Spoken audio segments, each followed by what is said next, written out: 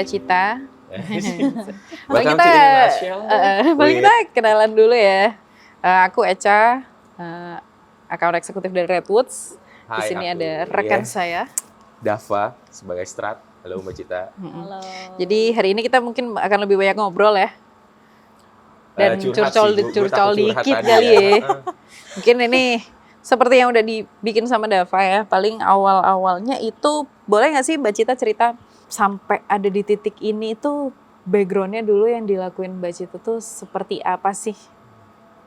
Dan Mbak Cita sekarang sebagai apa? Gitu. Jadi awal mulanya sebenarnya gini, gue tuh dari SMP udah punya satu cita-cita yang gue pengen banget raih gitu. SMP ya. Jadi gue baca salah satu buku judulnya From Beirut to Jerusalem. Itu kayak masih ada di beberapa toko buku, masih dijual. Buku itu tuh nyeritain tentang salah satu perjuangan salah satu dokter. Dokternya tuh backgroundnya dokter akupuntur. Yang kemudian dia itu mendedikasikan dirinya dia di zona perang. Ya, Beirut dan Yerusalem waktu itu. Buku itu menginspirasi gue banget untuk do something. Jadi ada satu message yang kemudian itu jadi value banget dalam hidup gue gitu. Bahwa kita tuh sebagai manusia pasti diturunkan dengan berbagai macam bentuk turunannya gitu ya. Itu tuh dengan satu ada satu misi lah yang harus kita jalanin gitu. Yang misinya ya lo cari tahu sendiri misinya apa gitu. Tapi yang gue percaya bahwa setiap orang pasti bermanfaat gitu, dan dengan kekurangan dan kelebihannya gitu. Jadi pasti apapun yang kita lakuin tuh pasti ada manfaatnya buat orang lain gitu. Nah dari buku itu kemudian gue memfokuskan diri gue, gue kayak mau jadi dokter relawan perang gitu. Gue beneran mau jadi dokter relawan perang. Jadi dari SMP, SMA gue tuh benar-benar mengumpulkan semua semua pencapaian, gue mengumpulkan semua portofolio lomba A, olimpiade B, lomba C gitu. Kayak gue lakuin itu sampai kemudian gue di SMA, akhirnya gue waktu itu daftar semua tuh jurusannya cuma kedokteran. Jadi apapun universitasnya yang penting kedokteran. Karena gue benar-benar pengen masuk kedokteran dan pengen jadi dokter relawan perang. Kayak mungkin beberapa teman gue cita-citanya jadi dokter bedah, jadi dokter apa, kayak enggak, gue mau jadi dokter relawan perang, that's it. Terus sampai gue kayak ada kali ya kayak 30-an kali lebih nyoba tes, mulai dari zaman gue tuh ada SBMPTN undangan tertulis, terus ada yang lo mandiri gitu kan, jalur mandiri gitu, terus itu semua gue coba kayak hampir 30 lebih kali gue nyoba dan itu nggak ada yang masuk. Terus gue benar-benar ada satu momen gue di bandara, gue punya satu notebook sampai sekarang yang gue selalu pakai gitu, dan itu tuh gue buat plan A, B, C, D, backup plan intinya terkait dengan hal itu gitu. Terus salah satu plan gue tuh adalah kayak gue menunda setahun, terus gue punya rencana ambil studinya di Guangzhou karena beneran ngikutin si buku itu. Terus dan plan-plan lainnya, tapi terus kemudian gue berpikir kayak gue masih punya adik-adik gue nih gitu, kayaknya terlalu selfish untuk gue kemudian punya mimpi gue sendiri tapi nggak berdampak buat orang sekitar gue. Kayak bisa jadi mimpi gue tuh bisa berdampak buruk buat orang lain gitu. Kayak kita coba cari opsi lain deh. Dan gue saat itu entah gimana akhirnya gue memilih psikologi gitu, karena menurut gue kayak cukup dekat, karena kan sama-sama di medis ya gitu, sama-sama di medis. Jadi gue waktu itu kuliah psikologi, terus kemudian memilih salah satu kampus itu, kemudian ya udah kayak jalan, dan di semester berapa ya, pertengahan lo kuliah gitu, ternyata gue ketemu temen gue, dan gue menemukan keanehan. Banyak orang suka curhat sama anak psikologi tapi nggak pernah mau ke psikolog gitu, kayak nggak pernah mau pergi ke psikolog. Tapi lo kalau ada temen lo anak psikologi kayak gue mau curhat dong gitu, kayak kenapa gitu. Sampai akhirnya ya udah, awal mulainya dari situ, dari problem itu dan gap itu, gue liat kayak ada something yang problem deh. Akhirnya gue buat inisiatif pertama gue, plus temen gue, partner gue dulu udah running itu duluan gitu. Jadi dia punya satu website untuk media kesehatan mental. Dan akhirnya gue join sama dia, terus bikin salah satu platform yang kemudian fokus untuk ngebantu orang buat bisa ada ruang buat cerita tapi aman kayak gitu. Dan itu sama anak-anak psikologi gitu. Ya udah mulai dari sana, terus kemudian terus membangun karir di kesehatan mental sampai sekarang gitu. Jadi gue melihat bahwa gue cuman mindahin zona perang yang baru aja. Kayak gue nggak perlu ke Beirut gitu ya untuk menghadapi menghadapi benar-benar tembakan-tembakan, tapi ternyata ya di sekitar gue juga banyak zona perang yang mungkin gue bisa involve dan kontribusi di dalamnya. Gitu sih. Sampai sekarang di Oke. mental health. Oke, Ini zona berarti- perang banget ya. Iya, karena macam-macam juga ya perangnya bisa tidak terlihat, bisa tidak terbaca ya kan. Perang dengan Perang batin diri pikiran dan sendiri, batin ya. Iya pikiran. betul, karena bener-bener. menurut gue kesehatan mental itu bukan perang sama hal yang lain ya. Maksudnya yes bahwa ada sistem yang kemudian belum dibangun terkait dengan layanannya dan yang lain-lain. Tapi menurut gue perang kesehatan mental tuh lebih ke perang diri sendiri. Seberapa lu kemudian mau menundukkan diri lo untuk membantu diri lo sendiri. Berarti dari dulu itu ranah pekerjaannya itu di industri mental health gitu lah ya. Benar banget. Gue kayak hampir udah 2 tahun ini berarti 13 tahun di Oh. mental health. 13 tahun. Hmm. Tapi pernah gak sih ngalamin kayak struggle-nya untuk bisa jadi seorang Cita yang sekarang tuh struggle-nya pada di awal tuh apa gitu? Banyak banget sih, tapi mungkin salah satu yang paling kelihatan adalah ketika teman-teman lo kayak salah satu hal yang menurut gue agak lumayan sebagai manusia biasa dan gue rasa itu wajar buat dilakukan dan dipikirkan sama banyak orang adalah ketika teman-teman lo tuh ada di pekerjaan yang cukup settle dan melakukan sesuatu yang kayak gue keren banget nih di perusahaan A B C D gitu.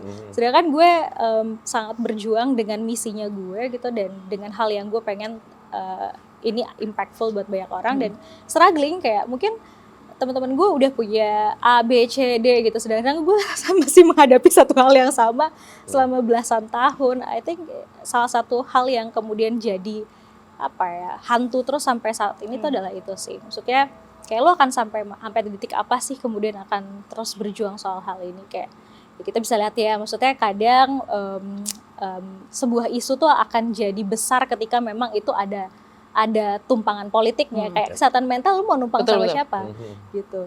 Oke, tadi sempat disebutin juga ya struggle-nya tuh seperti yang diceritain sama Mbak Cita, tapi apakah pernah mengalami mental Mental breakdown? ya itu. Biasanya kan kalau posisi sebagai misalnya let's say psikolog ataupun penyedia ya, biasa kadang suka nggak aware dengan dirinya sendiri ya nggak sih Mbak? Bener nggak sih? Enggak, malah fun fact-nya kalau gue nggak tahu ya, tapi memang fun fact-nya adalah kita tuh psikolog pasti punya psikolog. Oke, baru nih. Interesting.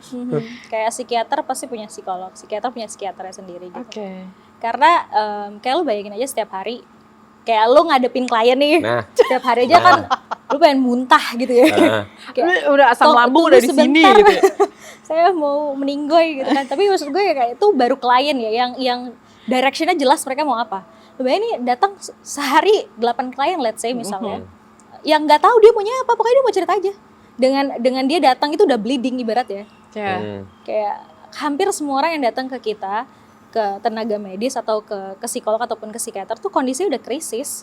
Kayak masalah lu tuh udah dari zaman lu baru lahir, terus lu baru datang ke kita saat lu udah umur 40-an misalnya gitu. Kayak lu berharap untuk menyelesaikan dalam 1 hari. Pasti sih, dan setahu gue risetnya juga bilang bahwa salah satu pekerjaan dengan faktor stres tertinggi itu adalah tenaga medis. Apapun itu.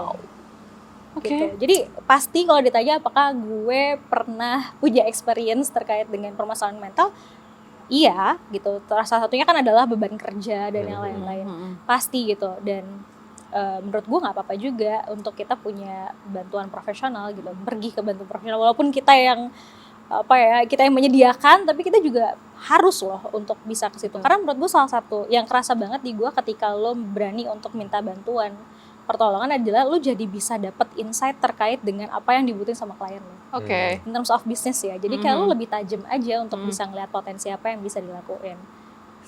Mikirnya ke sana. Tapi maksud gue ya itu juga selalu rutin, bahkan kalau gue tuh hampir kayak 3 bulan sekali. Cuma buat yapping aja sama psikolog. Mbak duduk, saya mau cerita. Iya, gantian ya. Di switch. Gantian, Iya. digantian Iya, gitu. iya, Jadi, iya. gitu. Atau malah gue kadang kayak kalau misalnya bosan sama psikolog klinis gue yang harus menceritakan masalah individu, gue kadang switch aja ke psikolog karir gitu, yang gue bisa share kayak gue lagi banyak karir gue arahnya sini, tapi gue agak lost di bagian ini, bisa bantu gue untuk tracking balik ke arahnya gitu. Kayak karena nggak banyak orang tahu bahwa psikolog itu juga bisa ngomongin soal karir kita Karir is part of our life juga Betul. kan gitu. Ya gitu. Jadi gue punya psikolog klinis, gue punya psikolog karir gue, dan gue punya psikolog keluarga gitu. Nice. Ada banyak ya. Kirain cuma Ada. satu aja gitu. Ya, dia psikolog aja ya. Iya, karena biar macem-macem gitu loh pembahasannya, biar nggak bias juga. Iya, gitu. iya, Betul, benar, betul. benar, Ya. benar. Ya kayak orang sakit pun kan juga ada dokter khusus Iya, penyakit dalam, iya, penyakit iya, luar dan iya. segala macam ya. Benar. Terus aku juga sempat lihat nih Mbak, di LinkedIn sempat career break. Nah, itu tuh kenapa tuh di set akhirnya gue career break dulu ya, ataukah sabbatical leave, kan kadang kan ada tren kemarin sabbatical leave for just a month gitu. Nah, buat Mbak Cita tuh apa tuh akhirnya decision itu dibuat? Jadi gini. Panjang nih teman-teman. Yes, waktu itu gue emang memutuskan untuk ngambil sabbatical leave sih. Jadi kebetulan dengan segala kondisi yang saat itu pas gitu ya. Waktu itu setelah bokap gue meninggal, terus abis itu juga gue cabut dari perusahaan yang udah gue bangun juga. Terus abis itu kayaknya ini memang momentum buat gue kemudian rehat ya. Kayak udah hampir 10 tahun gue ada di situ waktu itu gitu ya. Udah 10 tahun ada di industri kesehatan mental, kayak gue cukup punya banyak pertanyaan saat itu. Salah satunya adalah kalau gue nggak ada di industri mental health, gue kira-kira jadi apa? Gitu. Dan kalau misalnya kapal ini harus berhenti, terus gue harus ke kapal yang mana? Ini mimpi yang selama ini gue bangun gitu. Jadi akhirnya gue mencoba untuk berkontemplasi dengan memilih jalan sambil traveling. Gitu. Jadi semua tabungan gue habiskan. Yang penting keluar aja dulu ya. Untuk melakukan solo traveling, dan waktu itu gue memilih solo travelingnya itu adalah ke kota yang mungkin tidak banyak dikunjungi orang. Saat itu gue pilih Banyuwangi. Waktu itu gue pilih Menarik Banyuwangi. nih.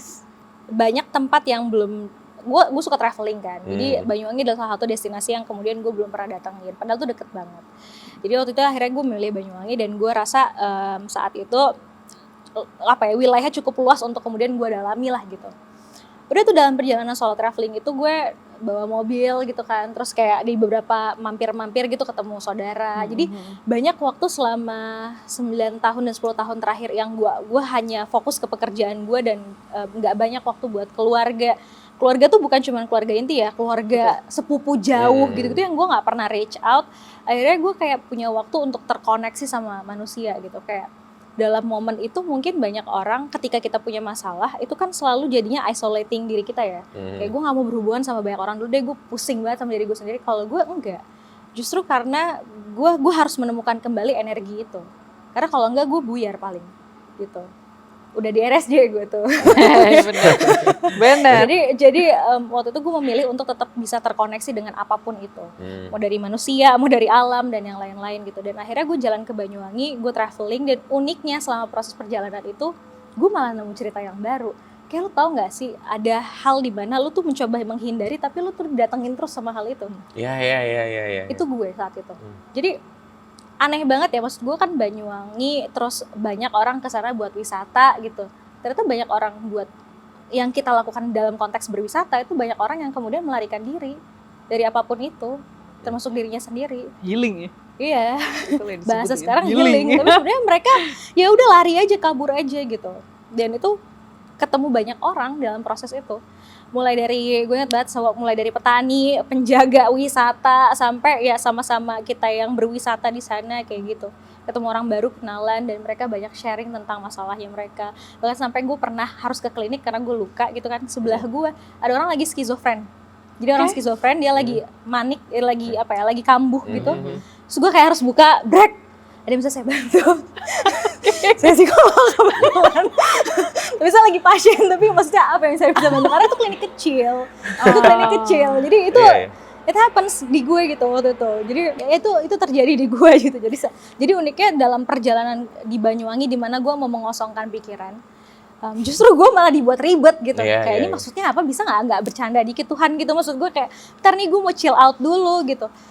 Tapi gue selalu dipertemukan sama hal itu, dan di situ di proses gue beberapa bulan itu sebenarnya juga nggak cuman gue ke Banyuwangi, tapi gue ketemu sama orang-orang, ketemu sama teman-teman lama.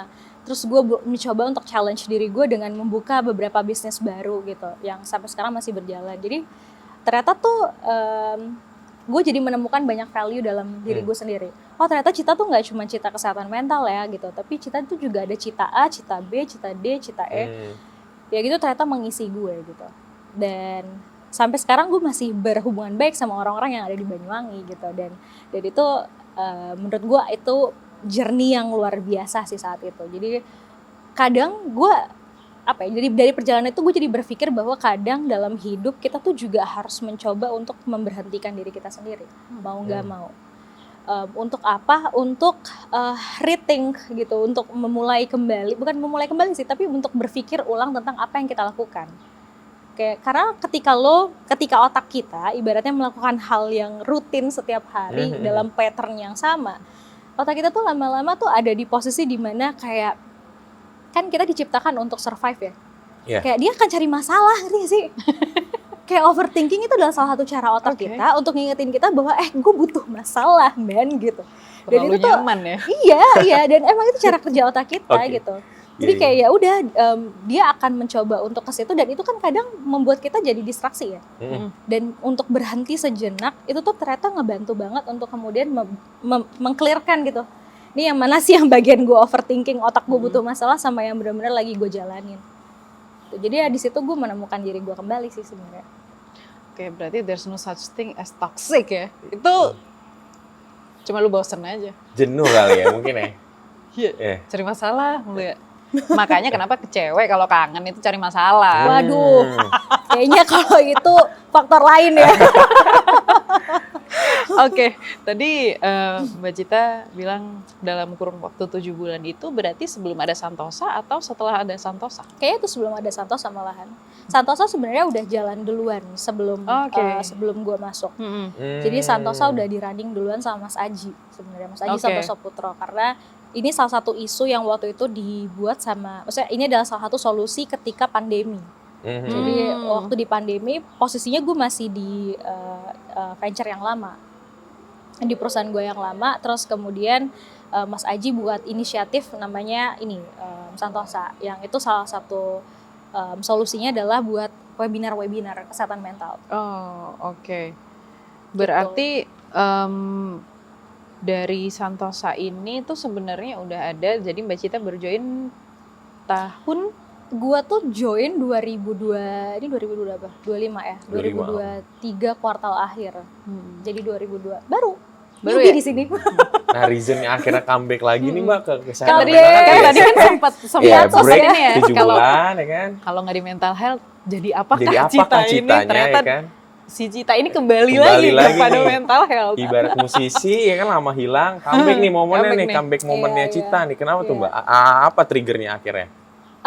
Sebenarnya tadi ya proses dimana gue kayak coba eksplorasi banyak hal gitu dan menjalankan bisnis di industri yang berbeda dan ternyata menyenangkan gitu. Gue lagi enjoying banget waktu itu. Tapi sialnya waktu itu gue ketemu Raka menjadi manusia. Iya. Jadi kita lagi ngobrolin hal biasa sial ya. Kita lagi ngobrolin hal biasa aja kayak karena kita catch up dan yang lain-lain. Terus Raka bilang dengan statement dia yang sangat persuasif gitu ya untuk untuk kayak ini kesehatan mental mesti ada balik lagi nih pioneer-nya gitu, kayak mesti ada yang bikin seru lagi nih gitu secara kompetisi dan yang lain-lainnya gitu. Terus dan kayaknya memang butuh banyak bantuan involving untuk kemudian di area Santosa. Sebenarnya waktu itu gue nggak langsung bilang yes karena gue lagi asik sama bisnis gue yang lain, lebih cuan menurut gue soalnya. Jadi kayak waktu itu lagi explore yang lain dan lagi seru-serunya. Tapi hal yang gue rasa gue temukan selama gue kemudian dari gue sabbatical sampai kemudian gue belum masuk Santosa, itu gue selalu dibalikkan ke hal itu. Padahal gue udah membangun branding gue sebagai Cita yang lain gitu ya. Yang menurut gue nih kayak seru banget gitu. Tapi ternyata enggak. Dalam kehidupan sehari-hari gue selalu dipertemukan dengan hal itu. Kayak lu tuh lagi-lagi dibalikin lagi kayak ada yang lagi ini nih, ada yang bisa bantuin gak ya, ada yang ini gak ya. Terus ditambah ngelihat situasi di mana kok kayaknya memang secara industri gitu memang harus ada terus yang nyalain apinya gitu. Benar. Karena salah satu personanya psikolog, psikiater, semua tenaga kesehatan mental tuh kan yang welas asih, kebayangkan. Iya, Jadi iya, untuk iya. jiwa competitiveness-nya itu agak kurang gitu. Jadi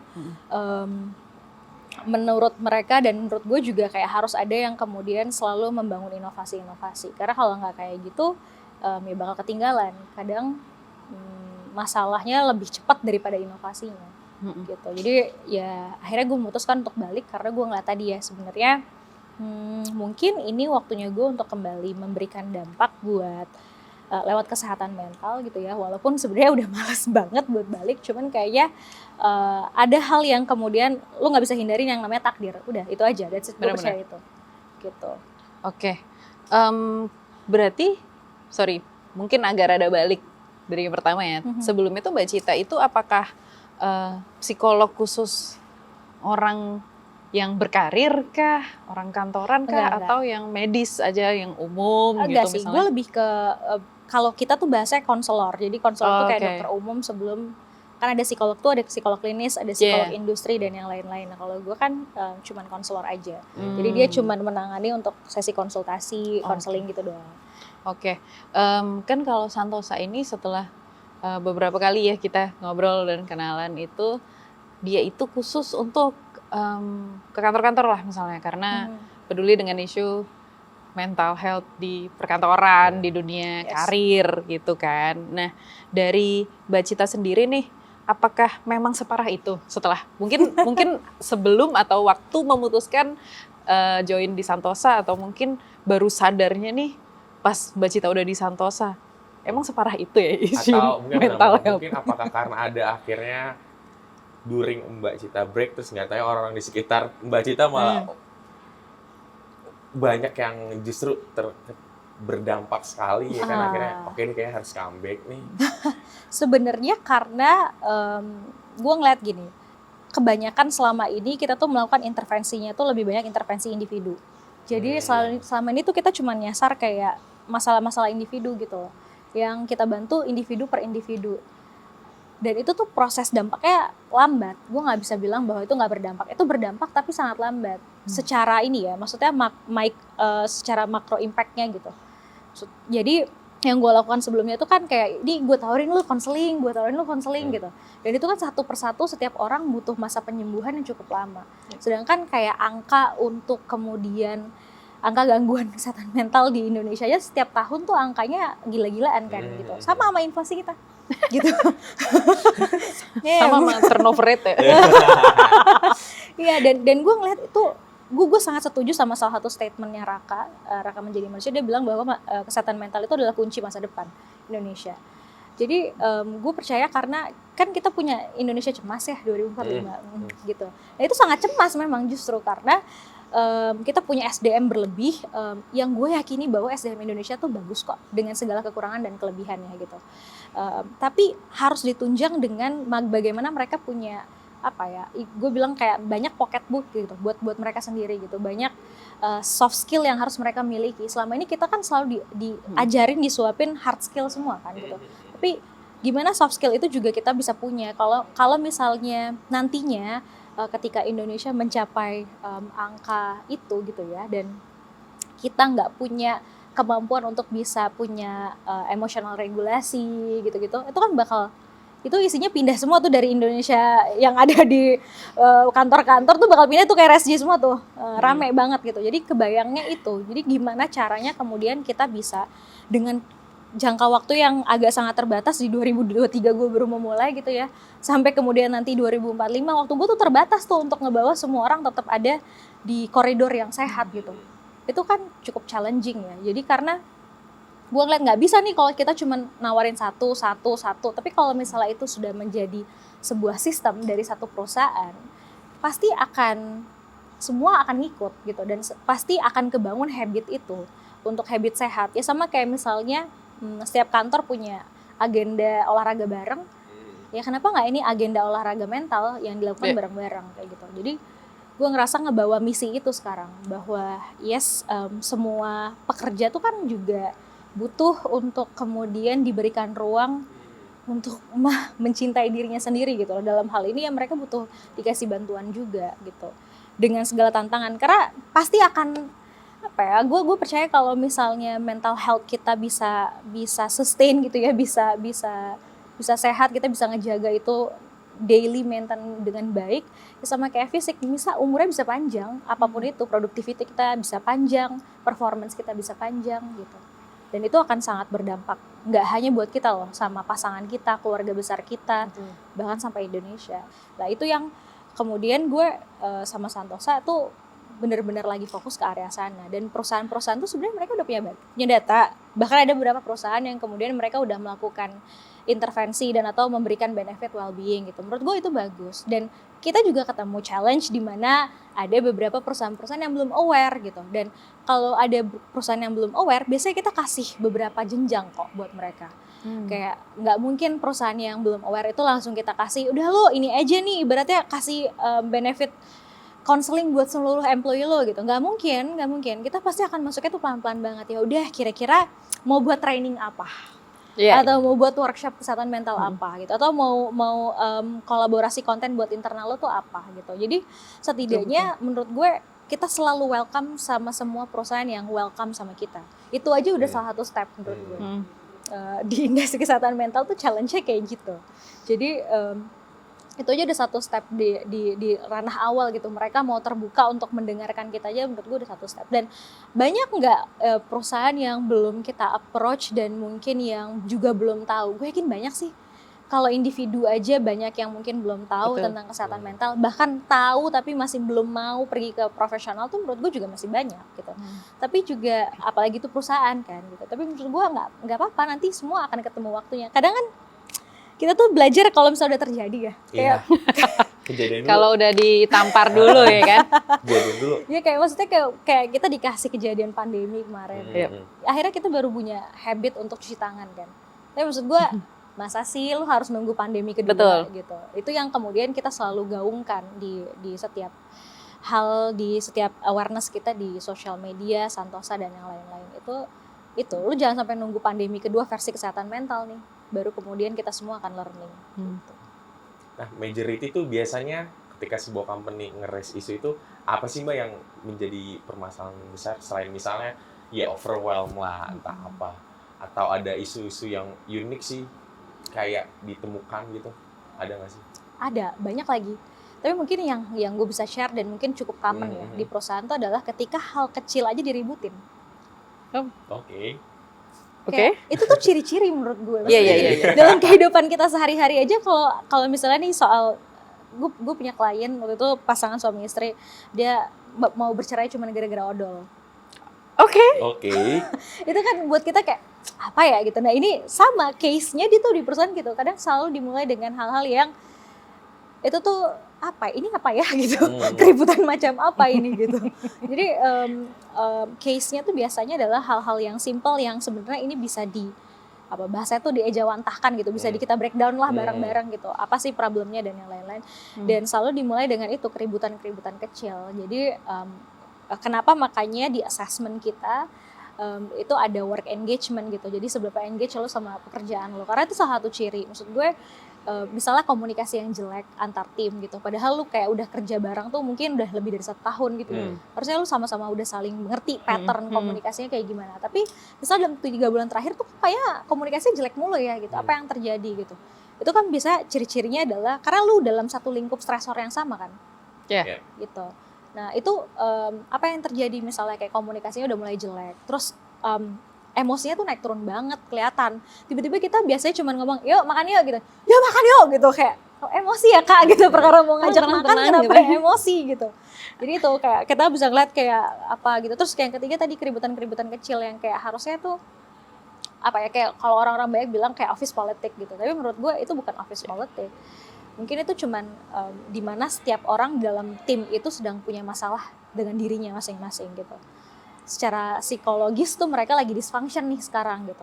Lu tambahin mereka ada di satu stresor yang sama dan tidak lu pisah nih gitu. Mereka terus ketemu satu sama lain. Lu stresor gitu. Otak kita tuh akan kenal kayak gitu. Jadi itu yang menurut gue kayak banyak banget terjadi di perusahaan-perusahaan yang hal-hal yang kecil-kecil kayak gitu. yang kalau perusahaannya udah cukup bisa punya data dan emang mereka punya sistem buat employee jauh lebih advance gitu, mereka biasanya udah punya data turnover, burnout, cek kesehatan yang lain gitu, karena related. Salah satunya yang juga kelihatan tuh adalah sering sakit. Jadi kalau di psikologi itu ada namanya psikosomatis kan. Yep. Gitu. Jadi sebenarnya fisik lu tuh baik-baik aja, tapi karena mental lu nggak baik-baik aja, lu jadi tubuh kita akan merespon bahwa tubuh kita tuh nggak baik-baik aja. That's the thing. Makanya gue bilang masalah mental tuh bukan masalah rasa, tapi masalah otak gitu. Jadi itu yang sering terjadi dan gejala-gejala itu yang paling sering muncul di perusahaan-perusahaan, dan datanya biasanya kita jabarin ke perusahaan kayak, lu seberapa ngerti nih sama employee lu, datanya punya kayak gini nih gitu. Dan mereka, oh iya kayak gitu ya mbak gitu. Jadi masalah-masalah itu tidak harus selalu bentuknya grande di kesehatan mental tuh. Enggak lo harus lo kayak ODGJ dulu baru lo kemudian ngerasa itu sakit mental. Telat banget ya. Telat banget gitu. Ibarat itu jadi simptom bahwa memang dia not okay atau si employee itu lagi sedang tidak oke, dan akhirnya mungkin kayak tren sekarang mungkin akhirnya gue nggak main sosmed dulu, gue healing, gue sabbatical leave, yang akhirnya itu mungkin salah satu journey orang itu untuk comeback yang kayak lo bilang gitu ya. Akhirnya ada jeda dulu yang dia akhirnya rating, akhirnya dari rating itu dia akhirnya oke, I'm ready lagi nih untuk balik untuk menghadapi segala gempuran kerjaan dan duniawinya dia gitu ya. Benar. Dan ada beberapa orang dan mungkin beberapa tenaga kesehatan yang agak against ya dengan konsep dan definisi by healing. Karena kayak lu nggak bisa healing tuh cuman kayak lu jalan-jalan biasa gitu. Tapi lu nggak melakukan sesuatu yang kemudian balik ke diri lo dan membenahi psikologis lo gitu. Gue rasa gini, stepnya orang tuh beda-beda loh. Kadang step awal tuh adalah jeda. Step awal tuh tidur, istirahat, rehat, whatever definition. Tapi menurut gue itu step awal banget. Dan lo nggak bisa bilang bahwa berwisata atau healing itu jadi nggak bermanfaat buat orang lain gitu. Tapi itu jadi satu step yang kemudian nanti setiap orang juga harus belajar untuk kemudian ke profesional. Sama aja kayak misalnya gini, biasanya kita batuk gitu kan, batuk kita ya udah kita tinggalin lah berapa hari, ada yang sembuh gitu kan. Tapi ada batuk yang kayaknya udah seminggu sebulan nggak beres-beres nih. Nah berarti kan lu harus ke dokter kalau kayak gitu. Sama aja kesehatan mental juga gitu. Kayak mungkin saat ini lu stres banget, overthinking, banyak pikiran, burnout gitu ya. Biasanya lu 3 hari bisa selesain kan gitu. Dalam kurun waktu 3 hari lu jalan-jalan, balik lagi dulu refresh banget gitu. Tapi ini kok seminggu, sebulan, 3 bulan, 1 kuartal kok nggak beres-beres. Ya udah mungkin itu waktunya lu ke profesional. Ternyata dalam setiap fase masalah dan kondisi diri kita, nggak semua solusinya tuh harus sama. Itu aja. Tapi lu kemudian menyadari bahwa lu bermasalah itu satu step. Udah satu step gitu. Oh, oke. Nice. Nah, ini menarik lagi nih. Gimana itu? Kan kita orang Indonesia ya, berbagai macam kultur budaya dan agama. Nah, mungkin kalau kita berkaca atau mengingat orang tua kita gitu ya, misalnya lagi stres, pasti orang tua akan bilang, kamu pasti jauh dari Tuhan ya. Yeah. Padahal kita membutuhkan ya, kita akhirnya aware bahwa membutuhkan si profesional ini nih. Nah, akhirnya apakah itu cara Santosa untuk filling the gap itu tuh, Mbak Cita sendiri? Yes. Dari missionnya? Menurut gue salah satu yang kemudian gue jawab hal itu adalah di Santosa itu adalah kita punya fitur yang namanya matchmaking. Jadi kita nge-develop, salah satu riset yang kita develop itu adalah bahwa setiap orang pasti punya preferensinya mereka. Dan buat gue gak salah kalau ada orang yang punya preferensinya religiusitas tapi mereka mau minta bantuan ke profesional. Gak masalah gitu. Dan ada orang yang kemudian punya preferensinya apa. Dan sampai ada klien kita yang memang dia secara orientasi seksual tuh mengarah ke sesuatu gitu. Kita bisa matchmakingin itu ke profesional yang memang sesuai dengan hal itu gitu. Artinya dia memang punya kompetensi dan kemauan untuk menghandle isu itu. Dan itu di matchmakingnya Santosa, setiap orang bisa punya result yang beda-beda. Dan setiap orang bisa match sama profesional yang beda-beda. Oke. Gitu. Jadi isu itu yang coba kita jembatanin sebenarnya. Lu mau bawa isu apa? Personal value lu apa? Misalnya religiusitas, nggak apa-apa. Lu datang ke profesional, kita bisa kok cari profesional yang bisa masukin value religiusitas juga buat lu gitu. Tapi bahwa itu menjadi alasan bahwa orang nggak beribadah dan lain-lain, menurut gue it's not fair gitu. Dan gue sangat suka akhir-akhir ini juga banyak kemudian pemuka agama yang mulai ngomongin soal kesehatan mental gitu. Bahkan juga ada beberapa tokoh-tokoh yang kemudian ngomongin juga soal kesehatan mental. Artinya kan itu ngebuka peluang ya, edukasi baru gitu. Ya, karena kita negara berkembang kan ya. Semua lagi developing, termasuk diri kita sendiri, termasuk pemahaman kita gitu. Jadi menurut gue itu sangat manusiawi untuk kemudian banyak orang punya preferensinya masing-masing gitu. Dan kesel nggak kalau denger hal itu? Biasa aja sih. Karena menurut gue ya itu part of pemahaman setiap orang aja. Tapi yang mesti kita sampaikan adalah bahwa ya itu enggak gitu, bahwa itu enggak benar gitu, bahwa yang benar tuh adalah kayak gini gitu. Jadi menurut gue itu akan justru malah membuka ruang diskusi. Makanya kalau misalnya ada orang yang kemudian itu kurang ibadah gitu, pasti gue akan ajak diskusi, ngopi, kita pesen kopi, kita ngobrol soal ini yuk gitu. Karena itu menurut gue kita nggak perlu defensif sama hal itu, tapi itu bisa menjadi ruang diskusi untuk kita, yang lo maksud kurang ibadah tuh kayak gimana. Karena by definition bisa jadi dia beda-beda loh gitu. Dan based on culture misalnya kayak itu kesurupan yang kayak gimana gitu.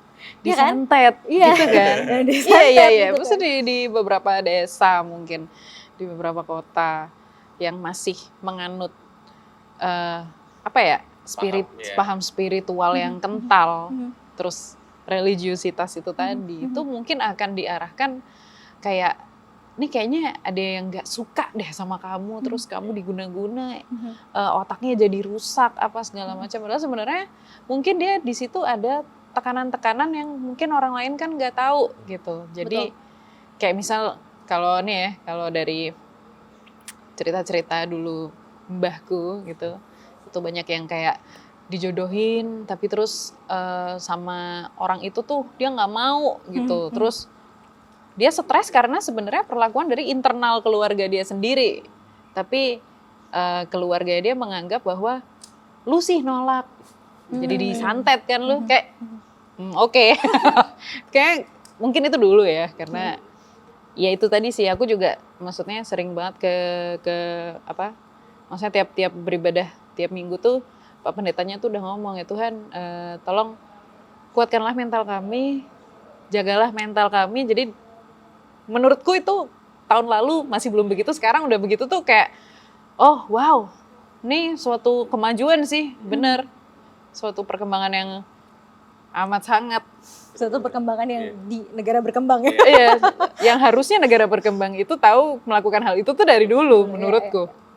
Iya, itu sih menurut gue salah satu hal yang menurut gue, maksud gue gini, dengan segala culture dan semua pemahaman dan keyakinan yang kita punya di Indonesia, itu kan part of apa yang kemudian mereka hidupi sampai saat ini, yang mereka yakini sampai saat ini. Kita datang dengan generasi yang berbeda, dengan pengetahuan yang berbeda gitu ya. Dan gue rasa harus emang ada ruang dialog, dan ruang dialog itu justru sangat baik gitu. Gue pernah ketemu sama salah satu keluarga klien yang memang pemikirannya tuh sangat konvensional kayak gitu. Yang akhirnya kemudian gue sampaikan, gini Pak, Bu, biar bisa, tujuan utama kita kan adalah membantu anak dari bapak dan ibu gitu kan. Maka dengan apapun caranya kita sepakat ya untuk kemudian kita memberikan bantuan. Sampai di sini sepakat dulu nggak? Sepakat. Oke, apakah ini kemudian permasalahan medis atau non medis? Kita harus sama-sama validasi. Boleh nggak kalau kita bawa ke rumah sakit dulu, MRI, kita lihat otaknya gimana? Karena masalah mental itu bisa dilihat dari bentuk sizing dan lain-lain dari otak kita. Baru tahu jujur. Ya itu. Apakah bersedia untuk kemudian kita MRI dulu? Oke, boleh. Ternyata dari hasilnya memang ada satu hal yang menjadi masalah gitu di bagian prefrontal cortex yang mereka dia bermasalah dan yang lain-lain, dan kita sampaikan kepada satu tim gitu ya, satu tim tenaga medis itu sampaikan ke keluarganya, dan akhirnya keluarganya bilang kayak oke, dari sini sampaikan, tapi saya boleh nggak rawatan anak saya berdasarkan keyakinan kami. Terus aku bilang kalau misalnya tujuan kita tadi itu, apakah lebih baik kalau kita lakukan semuanya bersama-sama? gue nggak ngelarang mereka melakukan ibadah dengan atau metode apapun yang mereka yakini, dan menurut gue ada hal yang kita ini kan selalu jadi perdebatan ya antara sains dan non sains. benar. Tapi gue selalu juga meyakini bahwa ada hal yang nggak kita bisa kontrol gitu dalam hidup ini, yang menurut gue nggak apa-apa kolaborasi aja nih fiksi dan non fiksi gitu ya. Karena aku punya sepupu kayak gitu juga, dia itu pada akhirnya itu dia dimasukkan ke rumah sakit jiwa. Padahal sebelum itu 2 bulan tuh Pak Pendeta tuh tiap hari datang percik-percik dia, kayak gitu beneran kayak mungkin kalau di eksorsisme tuh kayak di Katolik ya, kalau di Kristen tuh kayak cuman didoain, tapi tuh tiap hari. Dan setahun setelah dia keluar dari RSJ dia nggak mau ke gereja. Iya, itu traumatik loh. Iya. Religious trauma jadinya. Iya, jadi kayak sekarang sih udah puji Tuhan, maksudnya udah mau balik, tapi nggak mau ketemu sama Pak Pendeta itu lagi karena kan sebenarnya dia itu sadar, dia sadar kalau dia itu sakit gitu, tapi keluarganya tuh nggak bisa terima. Tuh aku sampai nggak tega banget sih itu. Tapi pasti Mbak Cita juga merasa hal yang sama kayak, ini mah namanya wasting time. Iya benar. Iya, wow. Itu kan berarti, nih kita ngomongin untuk yang sekarang ini ya, kan dikit lagi World Mental Health Day. Ya. Dari Santosa sendiri nih, biasanya ngelakuin apa sih di WMHD? Atau ada mission atau campaign yang ingin dilaksanakan untuk mungkin tahun ini, mungkin pekerja atau keluarga dan yang lainnya gitu ya? Yes. Tahun ini Santosa dan Menjadi Manusia itu kita satu suara. Kita mau membangun isu kesehatan mental tuh jauh lebih vibrannya tuh positif. Kayak selama ini kan kita ngomongin kesehatan mental, vibrannya negatif banget ya. Fear-mongering sekali ya. Iya. Kayak misalnya depresi gitu-gitu kan, bahasannya selalu gitu. Dan kita sekarang mau ngebahas sesuatu yang jauh lebih arahannya tuh positif dan lebih dekat sama kita dalam kehidupan sehari-hari. Kita lagi bawa satu misi di tahun ini adalah untuk kemudian setiap orang berani melangkah buat dirinya sendiri untuk jadi jauh lebih baik. Itu aja, that's it. Jadi jauh lebih baik itu apa? Mulai dari bangun habit sesuatu yang dia mau gitu, terus as simple as dia memberikan afirmasi positif ke dirinya sendiri, atau sampai berani melangkahnya tuh ke psikolog. Iya. Gitu.